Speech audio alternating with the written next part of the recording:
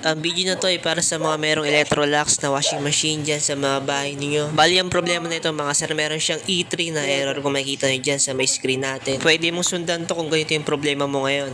Unang pyesang titignan natin dyan mga sir, itong kanyang door switch. Kasi pag walang connection itong door switch, pwede rin siya magkaroon ng E3 na problema. Bypass muna natin para ma-sure natin na yun yung problema. Pero hindi mga sir, meron pa rin siyang error. So ibig sabihin, hindi dun yung problema. At dito na tayo pumunta sa kanyang magnetic switch mga sir. Matatagpuan to sa may ilalim ng board yan. Kung makikita nyo, naka-bypass na yung magnetic switch. At kung mapapansin nyo, umikot na rin siya mga sir.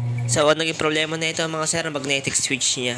Tinanggal ko sa pagka-bypass at binalik ko yung dati niyang wiring at ayun nga yung problema talaga mga sir. Meron siyang E3, so ibig sabihin, yun talaga yung problema niya. Ang kanyang magnetic switch. So ayun mga sir, okay itong washing machine na to. Nakapaglaban na sila ma'am dito. At kung mapapansin nyo, wala na siyang error na E3 kasi umpisa pa lang pag sira talaga yon, lalabas agad yun. At hindi niya magagamit talaga. Downside lang kapag nakarekta yung magnetic switch niya mga sir. Kung makikita nyo, umikot siya kahit nakabukas yung takip. Syempre, huwag nyo nabuksan kapag ginagamit nyo.